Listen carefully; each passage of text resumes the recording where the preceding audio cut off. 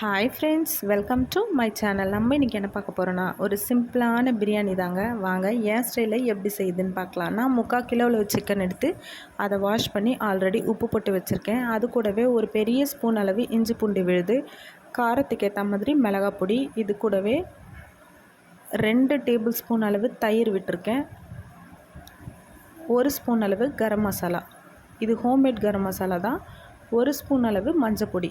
இது எல்லா மசாலாவையும் அந்த சிக்கனில் படுற மாதிரி நல்லா பிசைஞ்சு விட்டுக்கோங்க. இந்த மாதிரி பிசைஞ்சிட்டு இது கூடவே சும்மா ஒரு 7-8 புதினா தழையத்தை அது கூட சேர்த்துருக்கேன். புதினா சிக்கன் கூட வரும்போது ஒரு நல்ல ஃப்ளேவர் தரும். இது அப்படியே ஒரு 10 நிமிஷம் இருக்கட்டும். இப்போ குக்கரை அடுப்பில் வச்சுட்டு ஒரு 4 ஸ்பூன் எண்ணெய் விட்டுக்கோங்க.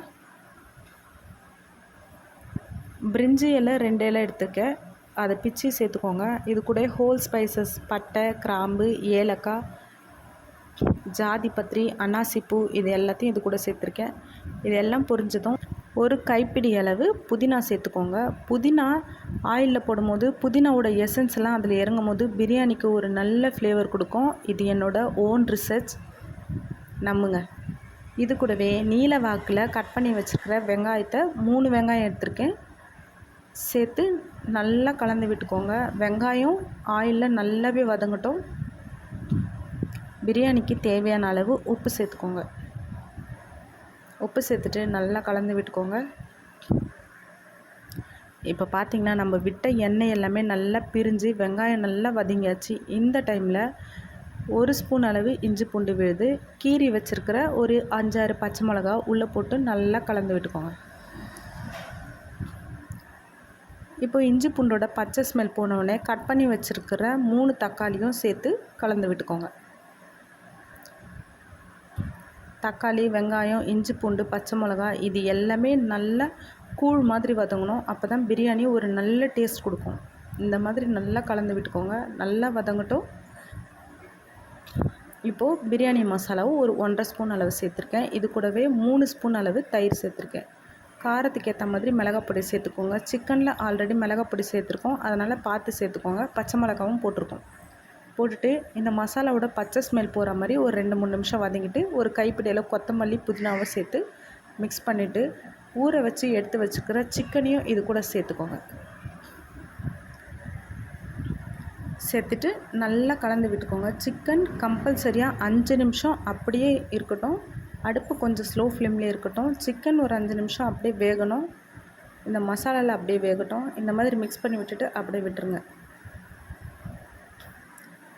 5 நிமிஷம் கழிச்சிட்டு அதை நல்லா கலந்து விட்டுட்டு ஊற வச்சு எடுத்து வச்சுருக்கிற அரிசியை அது கூட சேர்த்துக்கோங்க. நான் பாஸ்மதி அரிசியில் வீட்டில் சமையல் செய்கிற பொன்னி அரிசியை தான் சேர்த்துருக்கேன்.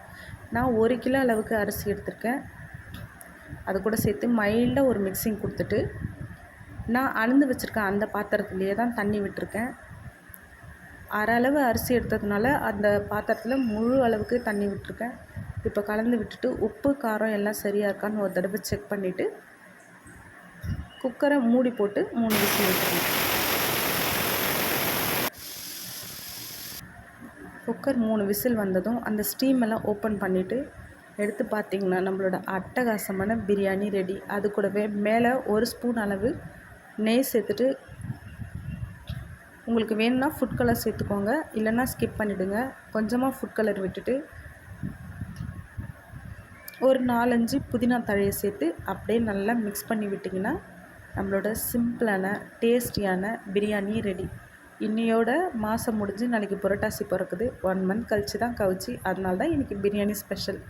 அப்புறம் என்னங்க, ஆவி பறக்க பறக்க டிஃபன் பாக்ஸில் கட்ட வேண்டியது தான்.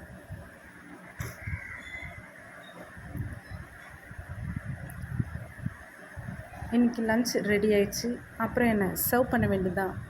சேனல் பிடிச்சிருந்தா லைக் பண்ணுங்கள், ஷேர் பண்ணுங்கள், கமெண்ட் பண்ணுங்கள், சப்ஸ்கிரைப் பண்ண மறந்துடாதீங்க. தேங்க்யூ.